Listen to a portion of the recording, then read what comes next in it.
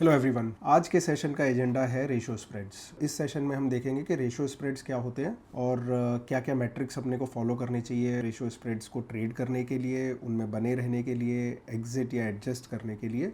ये सब हम आज के सेशन में देखेंगे और सेशन के एंड में हम एक दो एग्जाम्पल भी देखेंगे जो मेरे पर्सनल ट्रेड्स रहे हैं पास्ट में। उन ट्रेड्स के बारे में बात करूंगा मैं। We will also take a few examples at the end of the session. तो शुरू करते हैं। हर बार की तरह एक ये डेक बनाया हुआ है, तो ये डेक वीडियो के डिस्क्रिप्शन में अटैच रहेगा, आप उसको फॉलो कर सकते हैं गोइंग फॉरवर्ड। रेशियो स्प्रेड्स क्या होते हैं? तो बेसिकली दो तरीके के रेशियो स्प्रेड्स होते हैं, एक होता है फ्रंट रेशियो और एक होता है बैक रेशियो। दोनों ही रेशियो स्प्रेड्स में ग्रीक्स को जो है बहुत इंपॉर्टेंस देनी चाहिए, वो हम जानेंगे कि क्यों देनी चाहिए। ठीक है, तो इन दोनों के डिफरेंस के बारे में भी हम बात करेंगे। एजेंडा आज का क्या रहेगा कि फ्रंट रेशियो स्प्रेड्स क्या है, बैक रेशियो स्प्रेड्स क्या है, दोनों में क्या क्या स्ट्रक्चरल डिफरेंसेस हैं और दोनों का पे ऑफ प्रोफाइल क्या है, ग्रीक एनालिसिस कैसे करनी है दोनों की, कौन कौन से ग्रीक्स इन्वॉल्व हैं और इम्पॉर्टेंट हैं at any given point of time. Last में उनको एडजस्ट करने का तरीका क्या है, कैसे कब एडजस्ट करना है, और जनरल कंसिडरेशन के अपने इंडेक्स पे कैसे लगा सकते हैं, एक्सपायरी वाले दिन क्या कर सकते हैं। तो ये सब चीज़ों के बारे में हम बात करेंगे। रेशियो स्प्रेड्स क्या होता है? जैसे आपने वर्टिकल स्प्रेड्स देखा होगा जिसमें एक लेग बाय होता है, एक लेग सेल होता है और दोनों की क्वांटिटी जो है वो सेम होती है। तो जैसे अगर हम बुल कॉल स्प्रेड इनिशिएट कर रहे हैं तो एक कॉल बाय होगी और एक कॉल सेल होगी। रेशियो स्प्रेड्स में क्या है, एज द नेम सजेस्ट, ये रेशियो में होंगे, कभी भी 1:1 नहीं होगा ये। तो मोस्टली 1:2, 1:2.5 और 1:3 are the most widely use ratios. ठीक है, तो एक लेग जो है अगर उसका एक लॉट बाय है तो दूसरे लेग का 2 लॉट सेल होंगे, और रिवर्स, एक लॉट सेल है तो दूसरे का 2 लॉट बाय होंगे। इस टाइप का स्ट्रक्चर अगर बनेगा तो वो रेशियो स्प्रेड्स है। अब ऑब्वियसली क्रेडिट और डेबिट हो सकता है, इस पे मैं थोड़ी सी और बात करूंगा later on in the session. एक ब्रीफ में समझ लेते हैं कि फ्रंट रेशियो क्या है और बैक रेशियो क्या है। तो फ्रंट रेशियो में यहाँ ब्रैकेट में क्रेडिट मेंशन्ड है, but it is not necessary that front ratio में हमको क्रेडिट होगा ही होगा। ठीक है, this is generally net credit strategy, but we can also initiate the strategy in a debit. ठीक है, तो फ्रंट रेशियो में क्या होता है, आप एट द मनी या स्लाइट आईटीएम या स्लाइट ओटीएम, ये लेग जो है वो बाय करते हो और ओटीएम जो है वो सेल करते हो ज़्यादा क्वांटिटी में। ठीक है, तो इस केस में जो एग्जांपल दिया हुआ है कि buy 1 ATM call and sell 2 OTM call. ठीक है, तो हो सकता है इसमें नेट क्रेडिट रिसीव हो या हो सकता है इसमें डेबिट भी हो, वो डिपेंड करेगा कि हमारी स्ट्राइक सिलेक्शन क्या है। सो फॉर एग्जांपल, अगर निफ्टी आज 24,800 पे क्लोज हुआ है and let's say month and का स्ट्रैडल जो है वो 700 प्राइस इन कर रहा है, which means 350 for each leg. तो अगर हम 24,800 और 25,200 या 150 का बनाए रेशियो 1:2, तो मतलब मोर लाइकली है कि वो क्रेडिट पे बनेगा। वहीं अगर हमारी शॉर्ट स्ट्राइक जो है वो दूर ले लें, हम 25,600 ले लें या 25,700 ले लें and keeping our long leg at 24,800, then जो स्ट्रेटेजी बनेगी वो शायद डेबिट पे बनेगी। I usually trade ratios in two ways. One is when I want to take directional exposure also, and second is pure vega play, you know which ratio spreads are mostly known for. ठीक है, तो इसका पे of जो है वो ऐसा होगा कि जो ब्रेक इवन है उसके नीचे मैक्स लॉस जो है वो डेबिट जितना हमने पे किया है वो उतना ही होगा in case of call ratio spreads. Same was the case with straddle also, कि अगर जो स्ट्रैडल की स्ट्राइक है वहीं पे एक्सपायरी हो जाए तो वो उसका मैक्स पीएनएल होगा। तो इस केस में भी सेम है कि अगर शॉर्ट स्ट्राइक पे एक्सपायरी आ जाए तो वो उसका मैक्स पीएनएल होगा, और जो अपर ब्रेक इवन है उसके बियॉन्ड जो है वो अनलिमिटेड रिस्क हो जाती है ओपन, और ये डिपेंड करेगा आपके रेशियो पे। सो अगर 1:2 है तो ये as good as future short behave करेगा, और जैसे जैसे मार्केट ऊपर जाता जाएगा वैसे वैसे ये फ्यूचर शॉर्ट के जैसे ब्लीड होता जाएगा। अगर यही 1:3 हो जाए तो ये 2 फ्यूचर शॉर्ट जैसे बिहेव करेगा।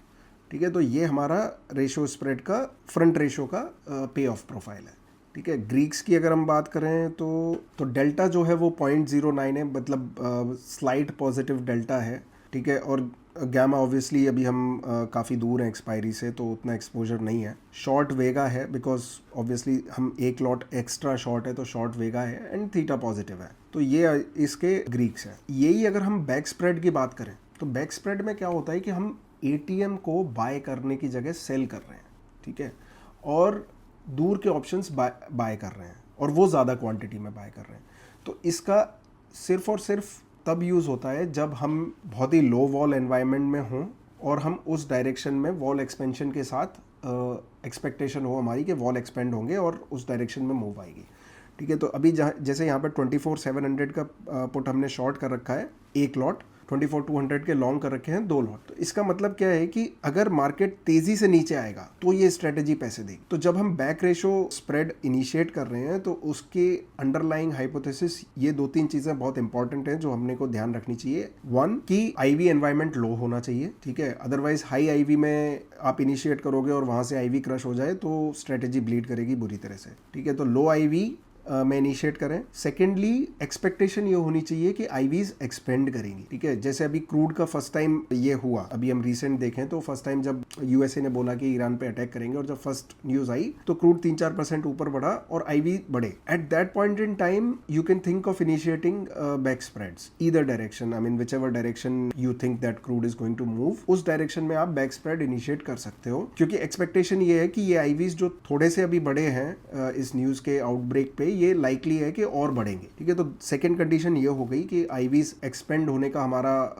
व्यू होना चाहिए, और थर्ड ऑब्वियसली डायरेक्शन के उस डायरेक्शन में हमें लेना चाहिए। ठीक है, तो ये अगर तीनों कंडीशन आप फुलफिल कर रहे हैं और आपकी हाइपोथेसिस वो अज्यूम कर रही है कि वो तीनों होंगी, तभी आप ये इनिशिएट करें। अदरवाइज बैक स्प्रेड्स यूजुअली उतना इजीली पैसा नहीं देते हैं। बट ये कंसेप्शन अपने मन से निकाल दो कि सिर्फ अपने को क्रेडिट ही लेना है तो ही रेशो स्प्रेड ट्रेड करने हैं, अदरवाइज नहीं करने। वो अंडरस्टैंडिंग होना जरूरी है कि हम जब ट्रेड इनिशिएट कर रहे हैं रेशो स्प्रेड की तो उसमें हमारा डेल्टा क्या है और डायरेक्शनल रिस्क क्या है।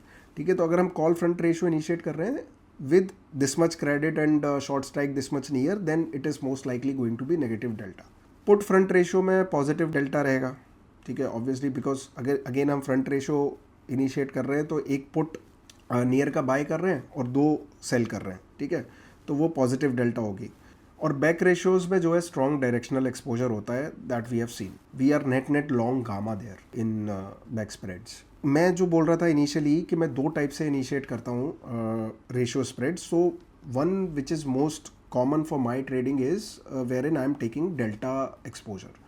ठीक है, तो अगर मुझे आज लग रहा है कि निफ्टी बुलिश क्लोज है, ठीक है, और मुझे ये भी लग रहा है कि 25,500 तक का मूव के बियॉन्ड जाना थोड़ा मुश्किल है।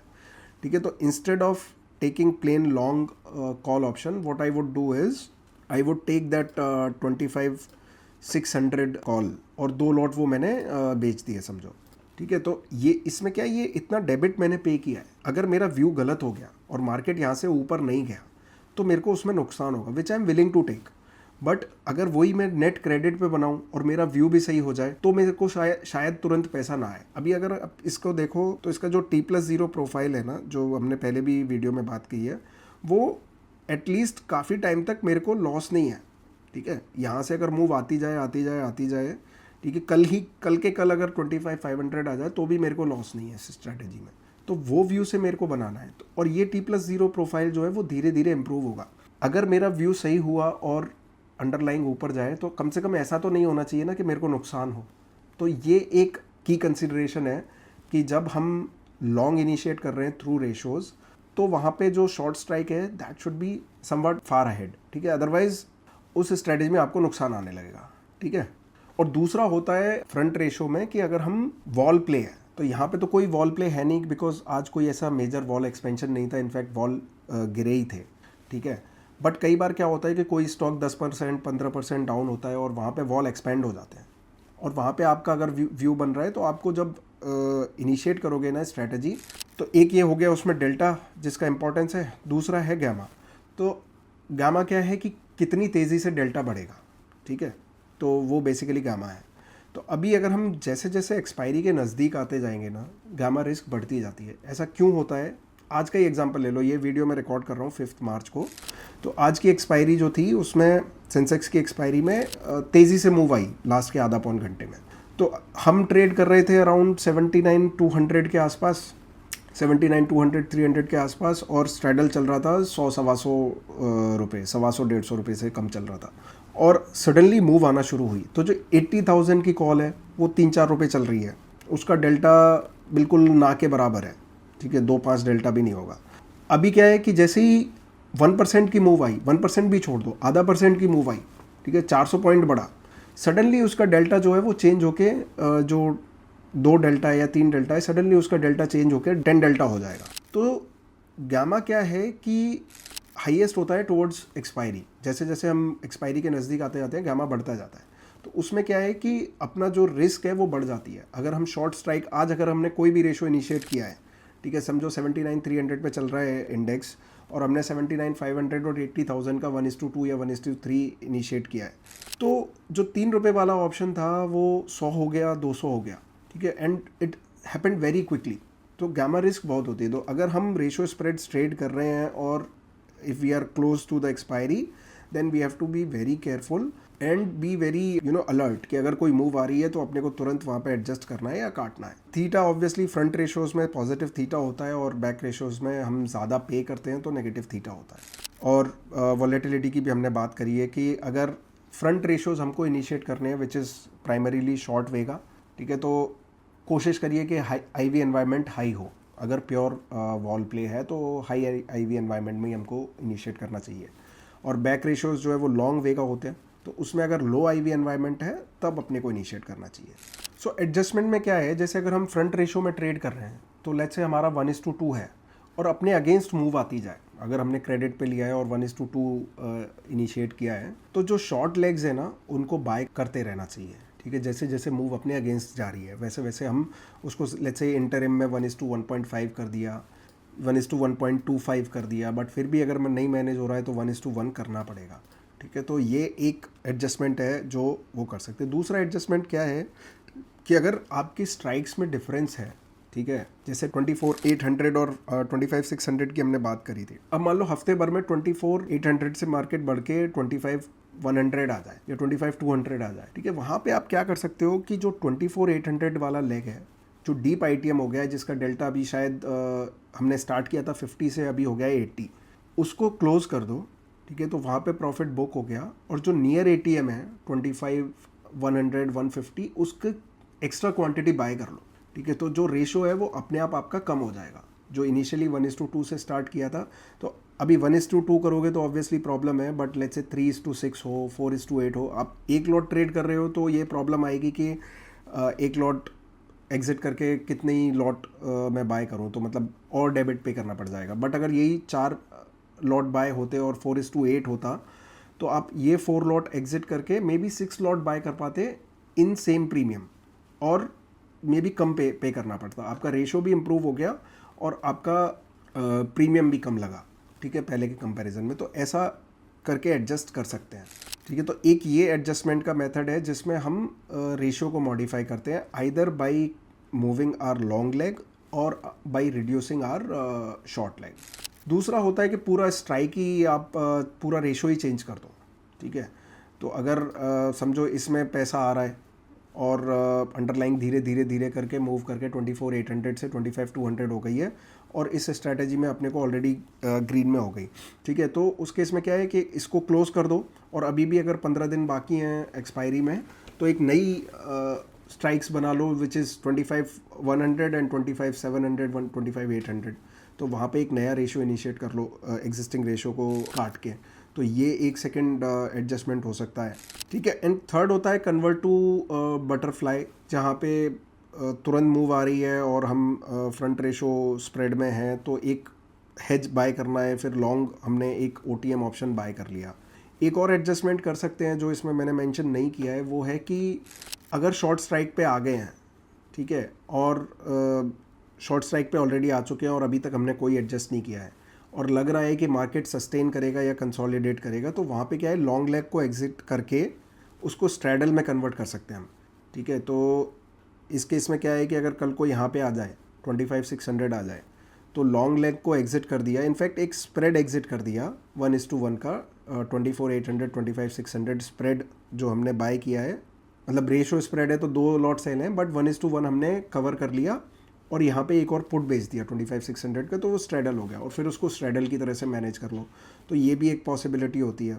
इसमें कॉमन पिटफॉल्स क्या हैं, ठीक है, जो अवॉइड करने चाहिए। इग्नोरिंग गामा नियर एक्सपायरीज की हमने बात करी और आज का एग्जांपल देखा, ठीक है। ओवर लेवरेजिंग होता है एक, ठीक है, 1:3 रेशो 1:4 क्रिएट कर रहे हैं, ये बहुत डिफिकल्ट हो जाते हैं मैनेज करने, अनलेस ये 1:4 टाइप के रेशियो आप कब कर सकते हो, इसका एक एग्जांपल देता हूँ। आजकल क्या है कि हम जब इंडेक्स में जब मूव आ रही होती है, ठीक है, तो जब अपसाइड की मूव आती है तो OTM पुट्स एक्सपेंड हो जाते हैं, ठीक है, आपने ऑब्जर्व किया होगा। और जब डाउनसाइड की मूव आ रही है तो OTM कॉल्स एक्सपेंड हो जाते हैं। तो वहाँ पे क्या है, आप स्लाइट OTM बाय करो तो अपसाइड में अगर जैसे मूव आई और लेट्स से 15 स्ट्राइक्स अवे या 20 स्ट्राइक्स अवे जो पुट ऑप्शन है वो 10 रुपये चल रहा था निफ्टी का, वो बढ़ के, या 6 रुपये चल रहा था वो बढ़ के 10 हो गया या 12 हो गया, इस टाइप की जब सिनारियोज हों तो वहाँ पे आप 1:4 इंट्राडे के लिए इनिशिएट कर सकते हो कि एक स्लाइट OTM हमने पुट बाय किया और फर्दर OTM जो एक्सपेंड हो गए unnecessary because of excessive buying when people are moving their put spreads up, तो उस केस में तो वो हमने 1:4 का रेशो बना लिया। उसमें क्या होगा कि अगर मूव रिवर्स हुई ना जैसे ही, तो जो आपका लॉन्ग लेग है वो उसमें तो पैसा वो इंक्रीज होगा और जो शॉर्ट लेग जो एक्सपेंड हो गए थे वो डिक्रीज होगा, तो दोनों लेग्स में मोस्ट लाइकली आपको प्रॉफिट देखेगा, ठीक है। तो ये इंट्राडे में आप ऑब्जर्व करो, ठीक है, और देखो कि कैसे बिहेव करते हैं। तो ये 1:4 1:5 उसी टाइम पे आप इनिशिएट करो, अदरवाइज मैक्स रेशो 1:2 1:2.5 के बियॉन्ड जो है थोड़ी दिक्कत वाली बात है। हाँ, mandating a credit as a rule, इसकी मैंने बात करी कि क्रेडिट लेना ही लेना है अपने को, ऐसा ज़रूरी नहीं है। मतलब ऑप्शन सेलर की वो जो एक हैबिट बन जाती है कि यार क्रेडिट पे ही कोई स्ट्रेटजी इनिशिएट करनी है, वो उसको थोड़ा सा दिमाग से निकालना पड़ेगा और टाइम पे एडजस्ट नहीं करना एक और मिस्टेक होती है। एग्जिट स्ट्रेटजी बेसिकली डिपेंड करता है कि हमने कब इनिशिएट करी, क्या बायस के साथ इनिशिएट की। अगर डायरेक्शनल बायस था तो आप देख सकते हो कि जैसे इस केस में क्या है, जैसे डायरेक्शनल बायस है, ठीक है, तो 0.17 डेल्टा है मेरा, ठीक है। अब जैसे जैसे मूव आती जाएगी ना, ये डेल्टा जो है कम होता जाएगा, ठीक है। तो समझो अगर 2 हफ्ते बाद 25,200 आ गया, 25,300 आ गया, तो ये डेल्टा हो सकता है 0 हो जाए। तो उस पॉइंट पे आप सोच सकते हो कि यार बायस मेरा बुलिश था, अभी डेल्टा 0 हो गया है, अब यहाँ से और हो सकता है नेगेटिव होना शुरू हो जाए।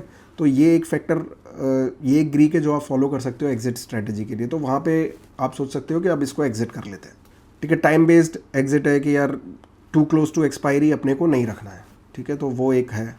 लॉस बेस्ड एग्जिट भी हो सकता है कि अब ये ऑब्वियसली उस केस में एप्लीकेबल है जब हमने क्रेडिट लिया है, बट अगर क्रेडिट नहीं लिया है तो ये लॉस बेस्ड एग्जिट उस केस में एप्लीकेबल नहीं है, ठीक है। ये की टेक अवेज है जो आप बाद में भी देख सकते हो। अभी मैं बात करता हूँ 2 ट्रेड्स की, राइट। तो पहली जो ट्रेड की मैं बात करने वाला हूँ वो है हीरो मोटो। ये सितंबर की ट्रेड है, ठीक है। ये हीरो मोटो का सितंबर का चार्ट है। आप देख सकते हो कि ये यहाँ पे मल्टीपल टाइम्स जो है वो 5500 के आसपास आके जो है अटक रहा है। तो यहाँ पे 5500 पे रेजिस्टेंस लिया, फिर 5500 पे रेजिस्टेंस लिया, फिर लिया और फिर ये एक बड़ी सी कैंडल बनी 30 सितंबर को, ठीक है। और ये इसका जो लो था वो 5300 एंड क्लोज जो था वो टुवर्ड्स 5500 था। तो यहाँ पे वो है, मैंने एक्सपेक्ट किया कि ये जो है अभी 5500 का जो रेजिस्टेंस है ये इसको निकाल देगा और यहाँ से ये ऊपर जाएगा, ठीक है। तो यहाँ पे जो ट्रेड थी वो इनिशिएट की और ट्रेड क्या थी कि ITM कॉल एक बाय करेंगे 5400, ठीक है, और शॉर्ट स्ट्राइक जो है वो थोड़ी दूर रखेंगे। वो अपन उससे भी देख सकते हैं कि पहले कहाँ पे रेजिस्टेंस ली हुई है। तो जैसे पहले यहाँ पे 5900 है, 5900 क्रॉस करके 6000 लगाया लेकिन वापस क्विकली रिवर्स हो गया। तो 5900 6000 के आसपास जो है अपने शॉर्ट स्ट्राइक रख सकते हैं, ठीक है। तो ये वो ट्रेड थी, ये मैं सिमुलेट करके दिखा रहा हूँ आपको, ठीक है। तो ये इनिशिएट की थी 25 सितंबर के क्लोज पे और अक्टूबर की ट्रेड थी obviously, that close to expiry. 5400 की एक लॉट बाय करी, ठीक है, और 5900 की 2 लॉट सेल करी, ठीक है। तो ये उसका जो है वो प्रोफाइल बन गया, ठीक है। और ये हमने इनिशिएट किया है और इसका डेल्टा अगर आप देखो तो डेल्टा जो है वो 0.2 है। तो जो मैंने इनिशियली बात करी थी कि रेशियो स्प्रेड कभी हम डायरेक्शनल बायस के लिए भी ले सकते हैं और कभी हम सिर्फ वेगा प्ले के लिए भी ले सकते हैं। तो this is one of that trades जहाँ पे हमने सिर्फ डायरेक्शनल बायस के लिए लिया है। तो यहाँ पे हमारा व्यू माइल्ड बुलिश है and with an expectation that it might hit a resistance at 6000 और सो, 5900 6000 और सो, ठीक है। तो उस बायस से ये ट्रेड ली। अब ऑब्वियसली इसमें डेबिट हुआ, ठीक है। तो 5400 का बाय हुआ 151 पे और 5900 के 2 लॉट सेल हुए 32 पे। तो इसमें हमको अराउंड 90 रुपीज़ का डेबिट हुआ and which is R max loss, तो 13,000 हमारा मैक्स लॉस है डाउन साइड में। तो अगर वहाँ से मार्केट नीचे जाता जाएगा, अगर हीरो मोटो नीचे जाएगा तो हमको मैक्स लॉस जो है वो 13,000 है, वो हमें पता चल गया। और ग्रीक्स हमने देख लिए कि भाई डेल्टा जो है वो पॉजिटिव है, वेगा ऑब्वियसली थोड़ा सा नेगेटिव होगा, और थीटा पॉजिटिव है। ठीक है, तो ये हमारी स्ट्रेटजी हो गई। अब हुआ क्या कि आप चार्ट से भी देख सकते हो कि नेक्स्ट डे जो है वो ज़्यादा कुछ मूव आई नहीं। आई वॉज एक्सपेक्टिंग कि गैप अप होगा और ये 5500 के ऊपर क्लोज आ जाएगा, बट जो है रेड क्लोज आया। लेकिन उसके बाद धीरे धीरे धीरे करके ये थोड़ा थोड़ा करके अक्टूबर एंड तक जो है वो 5700 तक बढ़ता रहा। तो अगर आप इसका पे ऑफ देखोगे कि आने वाले दिनों में क्या हुआ, तो नेक्स्ट डे माइनर ग्रीन है, नहीं this is and of the day which is current day only, या सो नेक्स्ट डे जो है जैसे 1700 का लॉस है। अब ऑब्वियसली हमारा व्यू जो था वो डायरेक्शनल था कि अपसाइड का मूव है। अब ये यहाँ पे क्लोज हुआ 5472, नेक्स्ट डे क्लोज हुआ 5432, तो 40 पॉइंट नीचे आ गया। तो जो हमारी ITM कॉल थी वो जस्ट ITM रहेगी, मतलब जो 70 पॉइंट ITM थी वो 30 पॉइंट ITM रहेगी, अज्यूमिंग फ्यूचर वही है, वो ऑब्वियसली वो नहीं होगा, तो उस हिसाब से हम एडजस्ट कर सकते हैं। तो इसलिए हमको उसमें स्ट्रेटजी में लॉस आने लगा। यही अगर हमने नेट क्रेडिट बनाई होती कि 5400 का बाय किया और लेट्स से 5800 का या 5700 का सेल किया होता, तो उसमें नुकसान नहीं आता। तो यही डिफरेंस है हमारे नेट क्रेडिट स्ट्रेटजी में और डेबिट स्ट्रेटजी में। तो अगर आप कोई व्यू के डायरेक्शनल व्यू के साथ इनिशिएट कर रहे हैं तो बी विलिंग टू पे सम डेबिट। ठीक है, उसके अगले दिन obviously it started moving up and then we started seeing green PNL। ठीक है, तो 3 दिन बाद जो है वो जैसे 5000 6000 उस ट्रेड में बन रहे हैं 4 दिन बाद। और 4 दिन बाद अगर हम उसका चार्ट देखें तो क्या है कि वो 5472 वाला 5615 क्लोज हुआ है। ठीक है, तो इस टाइप से आप डायरेक्शनल ट्रेड थ्रू रेशियोज भी इनिशिएट कर सकते हो। ठीक है, दूसरी ट्रेड की बात जो कर रहा हूँ मैं वो है IDFC फर्स्ट बैंक, और ये बहुत ही रिसेंट ट्रेड है।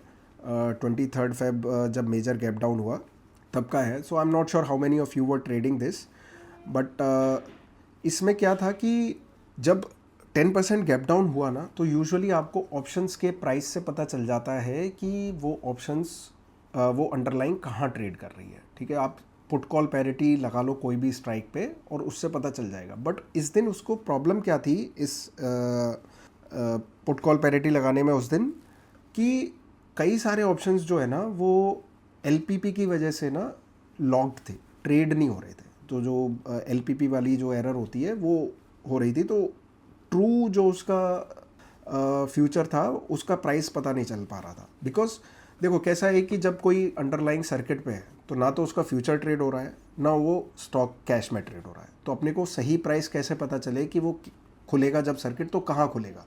ठीक है, तो इसकी एक बेसिक सी टेक्निक होती है कि इस केस में जैसे 75 चल रहा है मान लो, या 70 चल रहा है, तो आप 70 का कॉल लो, 70 का पुट लो, और उन दोनों पुट का डिफरेंस देखो और उसको स्ट्राइक प्राइस में ऐड कर दो। तो समझो 70 का कॉल अगर चल रहा है 3 रुपये और 70 का पुट चल रहा है 2 रुपये, और उसको 70 में ऐड कर दिया, मतलब 71। तो हमारा फ्यूचर जो चल रहा है वो 71 चल रहा है, भले ही चाहे वो लॉकड इन हो और ट्रेड ना हो रहा हो। तो इस तरह से आप पता कर सकते हो कि when an underlying is locked in at a circuit उसका प्राइस क्या है। बट उस दिन क्या था, LPP की वजह से ये ट्रेड नहीं हो रहा, तो it took some time, probably few minutes, and then when it started trading I observe the prices of put side. मैंने देखा कि क्या है।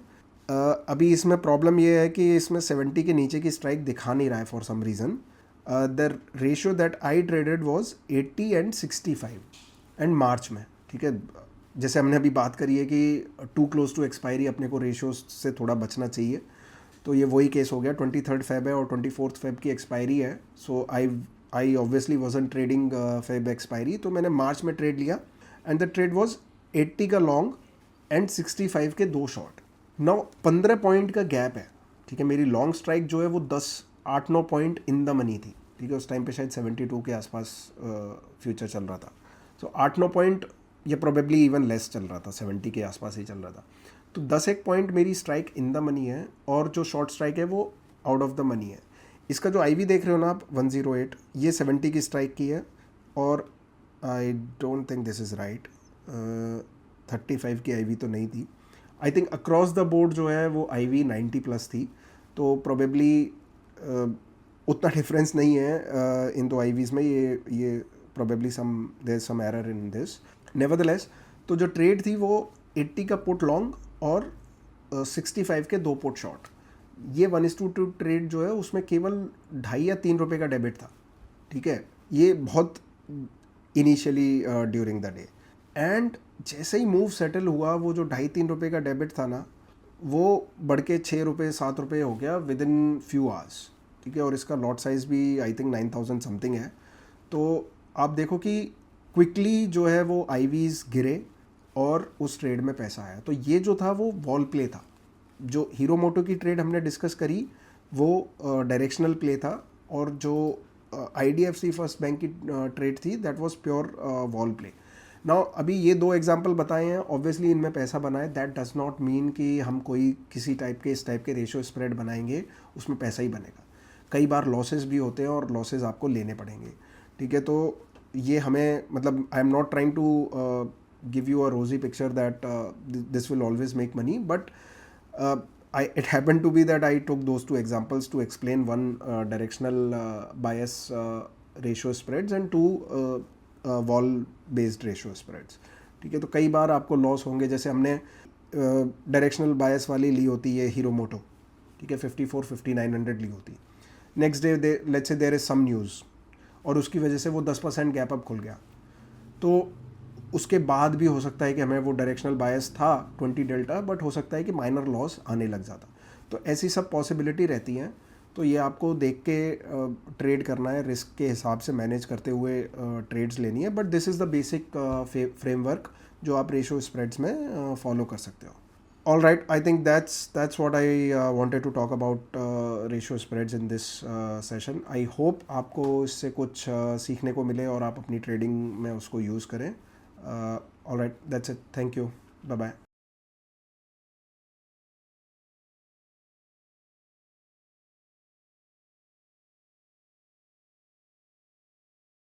Investment in securities market are subject to market risks. Read all the related documents carefully before investing. Please read the risk disclosure documents carefully before investing in equity shares, derivatives, mutual fund, and or other instruments traded on the stock exchanges.